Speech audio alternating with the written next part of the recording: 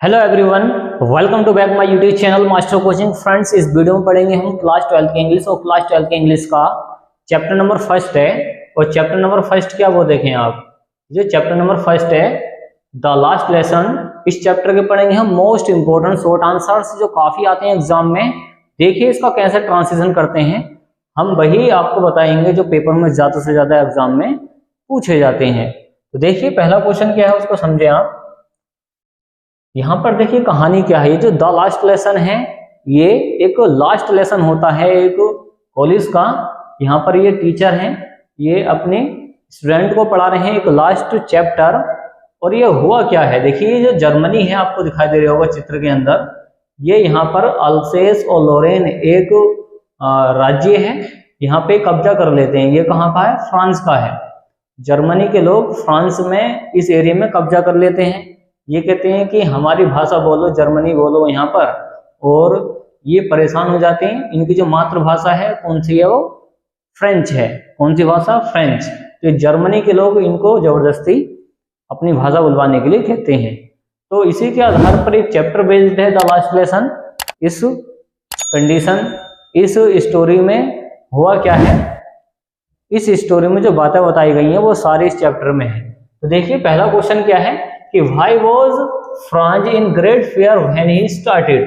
Why was Franz? Franz क्यों, was था, in great fear बहुत ज्यादा या बड़े, fear डर में, when जब he started उसने शुरू कर दिया। ये सब्जेक्ट ही है, वर्ब की सेकंड फॉर्म, तो पास्ट का इंडेफिनिट है। और स्कूल, स्कूल को जाना, जब उसने स्कूल को जाना शुरू कर दिया था तो वो हो ज्यादा डर में क्यों था। तो देखिए डर में क्यों था अब बताएंगे, आंसर में देखें। when जब फ्रांज ने स्टार्टेड शुरू कर दिया था, जब फ्रांज ने शुरू कर दिया था और स्कूल, स्कूल को जाना, he was in great fear, वह बहुत ज्यादा डर में था, उसको डर लग रहा था। ऑफ स्कोल्डिंग, डांटे जाने का, तो इसका मतलब होता है डांटना, तो डांटे जाने के डर में था। स्कोल्डिंग होता है डांटना। और ही हैड नॉट लर्न, तो उसने याद नहीं किया था। देखिए हैड के बाद में नोट आया है, ये बन गया पास्ट का परफेक्ट का निगेटिव, पास्ट के परफेक्ट का निगेटिव सेंटेंस है, क्योंकि उसने याद नहीं किया था। लर्न होता है याद करना, उसने याद नहीं किया था। हिज लेसन, अपना पार्ट ऑन पार्टिसिपल, सिद्धांतों पर। जो सिद्धांत होते हैं, जो बेसिकली चीजें होती हैं याद करने की, वो चीजें उसने याद नहीं करी हैं। तो यहाँ पर आपको मीनिंग इसके याद होनी चाहिए। स्कोल्डिंग नोट कर लेना, इसका मतलब होता है डांटना, और लर्न होता है याद करना, पार्टिसिपल्स होते हैं सिद्धांत। ओके चलिए नेक्स्ट वाला क्वेश्चन क्या उसको देखें। नेक्स्ट वाला क्वेश्चन समझें आप। नेक्स्ट वाला क्वेश्चन क्या है देखिए। What tempted Franz to run away and spend the day out of doors? यहाँ पर वो बोला गया है, यहाँ पर जो बोला गया है वो टेम्पटेड, किस चीज ने ललचा दिया, टेम्पटेड कर दिया, ललचा दिया फ्रांज को टू रन अवे, भाग जाने के लिए, एंड स्पेंड और बिताने के लिए। ये कह रहे हैं कि उसने बाहर जाकर क्यों समय बिताया था, द डे पूरा दिन, आउट ऑफ डोर्स घर से बाहर, घर से बाहर उसने समय क्यों बिताया था। आंसर देखें।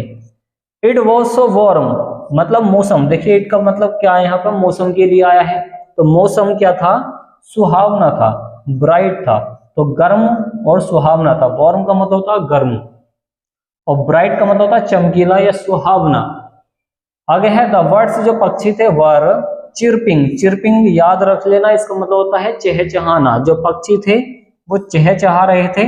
Eight the age, at the age का मतलब क्या होता है, इसका मतलब है झुरमुट के किनारे या लकड़ी के गट्ठे पे बैठे हुए जो पक्षी थे वो चहचहा रहे थे। ऑफ द वुड्स, जो लकड़ी के गट्ठे थे, वुड्स होता है लकड़ी, क्या होती है लकड़ी।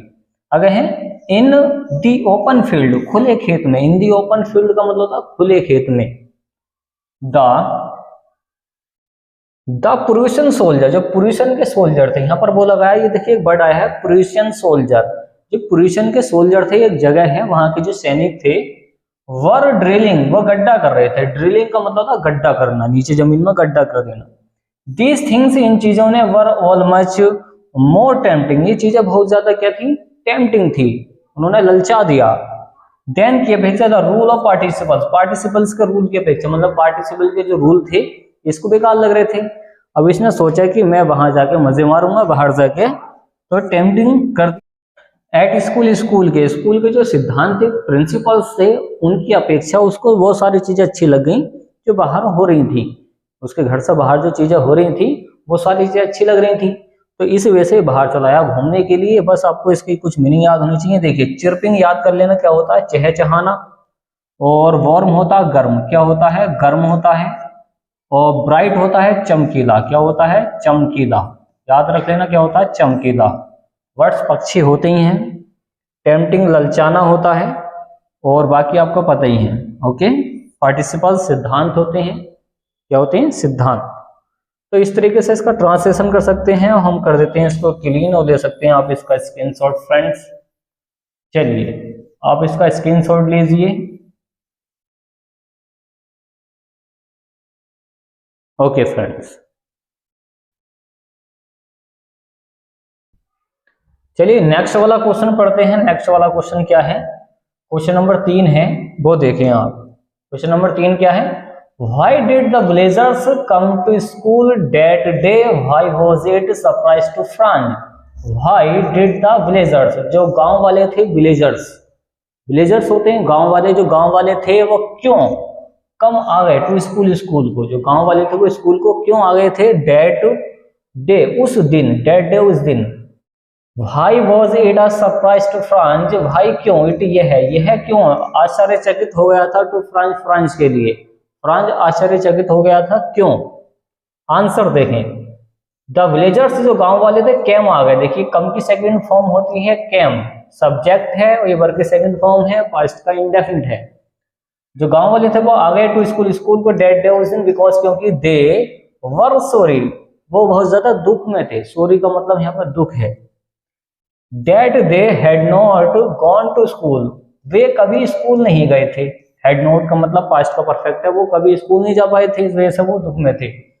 It was their way of thanking, इस तरीके से उन्होंने थैंकिंग बोला, धन्यवाद किया एम हेमल को, फॉर हिज फेथफुल, उनकी वफादारी के लिए, जो सर्विस उन्होंने की थी, सेवा की थी वहां के स्टूडेंट की, उनके लिए उन्होंने थैंक्स बोला है। End of showing there respect, उनके लिए रेस्पेक्ट दिखाई है, मतलब जो रेस्पेक्ट थी वो दिखाई है फॉर द कंट्री के लिए। डेट वॉज देयर नो मोर, अब वो ये कह रहे हैं कि अब वो वहां पे नहीं रहेंगे, इनको निकाला जा रहा है इनके कॉलेज के अंदर से। जो जर्मनी के लोग हैं ना, वो कह रहे हैं कि तुम जाओ, हमारा मास्टर आएगा पढ़ाने के लिए। तो यहाँ पर ये कह रहे हैं कि अब तुम यहाँ पर ज्यादा देर नहीं रहोगे। तो वो गाँव वाले आ गए हैं उनको दिलासा देने के लिए, एक तरीके से ऐसा हो रहा है। It was a surprise for France, ये है फ्रांस के लिए सरप्राइज साबित हो गया, मतलब क्या आश्चर्यचकित हो गया कि ऐसा क्यों हो रहा है। बिकॉज क्योंकि द बैक बेंचेस, जो पीछे की बेंचेस थी, वर ऑलवेज एम्प्टी, इसको एम्प्टी बोलेंगे, इसका मतलब होता है खाली, क्या होता है, खाली। तो जो पीछे की बेंचें थी वो हमेशा खाली रहती थी, अब ये भर कैसे गई अचानक से, बात ये हो रही है। तो इस वजह से वो क्या हो गया, आश्चर्यचकित हो गया है। नेक्स्ट वाला क्वेश्चन देखें, why did the grammar lesson seem so easy to understand for France that day. Why did the grammar, जो ग्रामर का जो लेसन था, सीम सो इजी, इतना आसान क्यों दिखाई दे रहा था उसको अंडरस्टैंड समझने में, फॉर फ्रांस को डेट डे उस दिन। तो फ्रांस को उस दिन जो लेसन था वो बिल्कुल आसान लग रहा था, क्यों लग रहा था ये हमें बताना है। तो उस दिन फ्रांस के लिए जो व्याकरण का पार्ट था उसको समझना इतना आसान क्यों हो गया था। आंसर देखें, द ग्रामर लेसन, जो ग्रामर का जो लेसन था, ग्रामर का जो पार्ट था, सीम्ड, वो दिखाई दिया, वो ऐसा दिखाई दिया, सो इजी, बहुत ज्यादा आसान, टू अंडरस्टैंड समझने में, फॉर फ्रांस को डेट डे उस दिन, बिकॉज क्योंकि ही लिसनड, उसने सुना। अब उस दिन हुआ क्या, अब वो ध्यान से सुननी है क्योंकि लास्ट लेसन है। अब उसको प्रॉब्लम हो रही है कि स्कूल को, मतलब स्कूल से छोड़ के जा रहे हैं जो उनके टीचर हैं एम हेमल नाम के, बिकॉज क्योंकि ही लिसनड, उसने सुना, इट वेरी केयरफुली, बहुत ज्यादा ध्यान से। अब ये जो बंदा है फ्रांस, ये बहुत ज्यादा ध्यान से सुनता है, अब ध्यान से सुनेगा तो इसको आसान लगेगा। एंड द टीचर, जो टीचर ने एक्सप्लेन्ड, अब एक्सप्लेन्ड मतलब व्याख्या करी है, एक्सप्लेन का मतलब व्याख्या करना होता है, एवरीथिंग, हर चीज की, तो हर चीज की व्याख्या करेगा कोई तो समझ में आएगा। विद ग्रेट पेशेंस, बहुत ज्यादा धैर्य के साथ। देखिए पेशेंस जो वर्ड आया ये वाला, इसका मतलब होता है धैर्य के साथ, सब्र के साथ। उन्होंने सब कुछ एक्सप्लेन किया, अच्छी तरीके से समझाया तो वो समझ गया, आसान लगा उसको। तो इसके भी आपको मीनिंग याद होने चाहिए। बस देखिए इसके ट्रांसलेशन के लिए मीनिंग जैसे आपको इसका याद होना चाहिए, सीम्ड दिखाई देना होता है, क्या होता है, दिखाई देना होता है। इजी आसान होता है, अंडरस्टैंड समझना होता है, बिकॉज क्योंकि लिसन सुनना होता है, केयरफुली अच्छा वर्ड इसका मतलब होता ध्यान पूर्वक, और एक्सप्लेन होता व्याख्या करना, बिल्कुल डिटेल में बताना, एवरीथिंग हर कुछ, प्रत्येक हर, एवरीथिंग सारी चीज जो भी होती है एवरीथिंग होती है। आगे है पेशेंस, ये पेशेंस अच्छा वर्ड है, इसका मतलब होता है सब्र, ये धैर्य। तो आप ले सकते हैं इसका स्क्रीनशॉट, कर देते हैं हम इसको क्लीन फ्रेंड्स। चलिए स्क्रीनशॉट लीजिए इसका भी।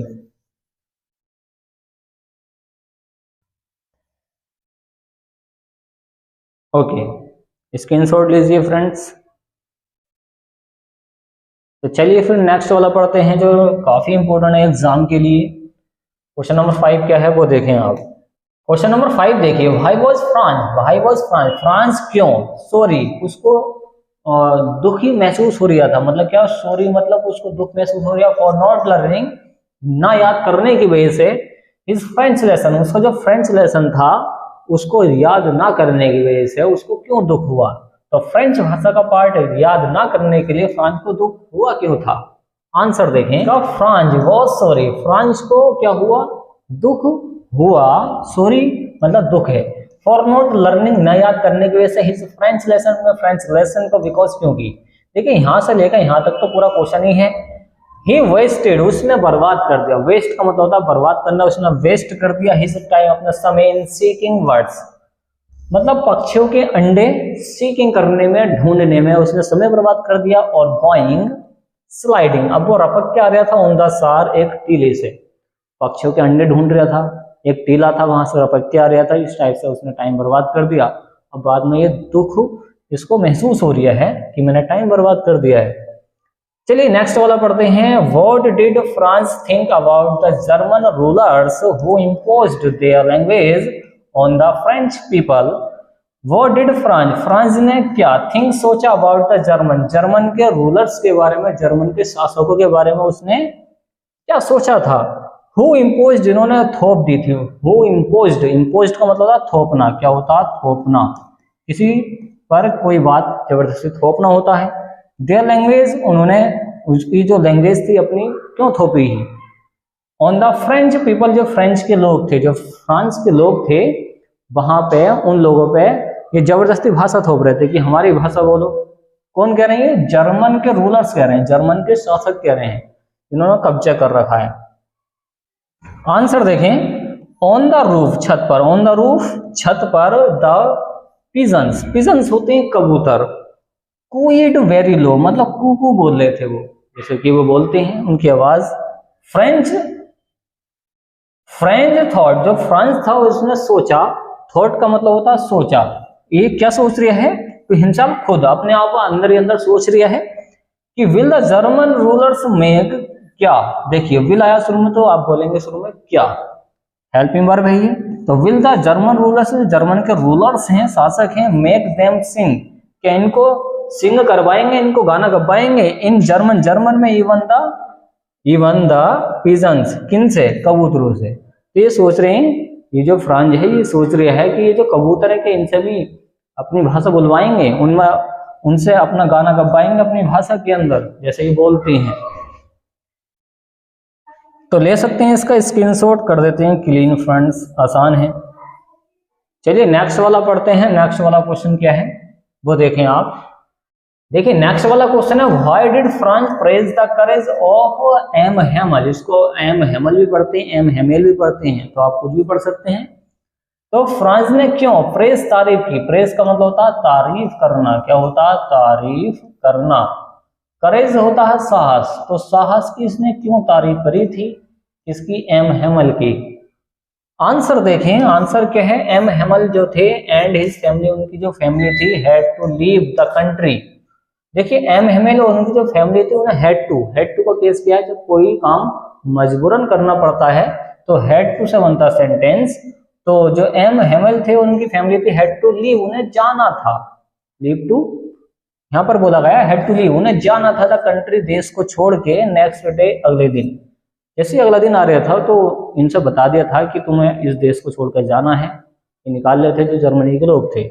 इवन यहाँ तक कि देन ही थॉट, उन्होंने टॉट सिखाया, ही टॉट उन्होंने सिखाया, उन्होंने क्या सिखाया था वो देखें, देखिए ही टॉट उन्होंने सिखाया एवरीथिंग सब कुछ according to the time table, time table के अनुसार, उन्होंने टाइम टेबल के अनुसार सब कुछ सिखाया, सब बच्चों को सब पढ़ाया, और उन्हीं को निकाल रहे हैं। टाइम टेबल के अनुसार उन्होंने सब कुछ पढ़ाया विद ग्रेट पेशेंस, बहुत ज्यादा धैर्य के साथ, सब्र के साथ। इट मस्ट हैव ब्रोकन, इससे उन्हें टूट जाना चाहिए था, मस्ट हैव ब्रोकन उनसे टूट जाना चाहिए था, हिज हार्ट उनका दिल, इससे उनका जो दिल था वो टूट जाना चाहिए था, बट ऐसा होता नहीं है।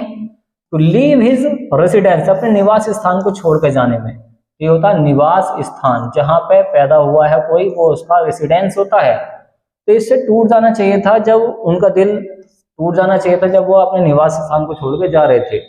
गार्डन अपने बगीचे को छोड़ के जा रहे थे, एंड द स्कूल अपने स्कूल को छोड़ के जा रहे थे, ऐसी जगह को छोड़ के जा रहे थे जहां पर उन्होंने काफी समय बिताया। वेयर जहां ही पास्ट उन्होंने बिताए थे, पास्ट का मतलब होता है बिताना।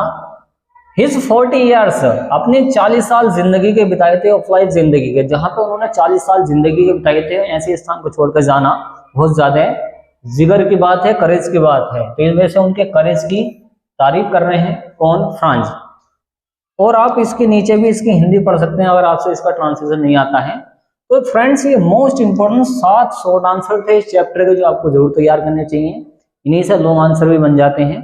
ओके, आप जो है बार बार इसकी मतलब थोड़ा याद करके प्रैक्टिस करें, लिखने की कोशिश करें, थोड़े सेंटेंस बना के लिखें, आराम से क्वेश्चन आंसर बिल्कुल हो जाते हैं एग्जाम में। तो मिलते हैं फ्रेंड्स इस टाइप की नेक्स्ट वीडियो में, जो काफी इंपॉर्टेंट होगी एग्जाम के लिए। ओके, और ले सकते हैं इसका स्क्रीनशॉट फ्रेंड्स।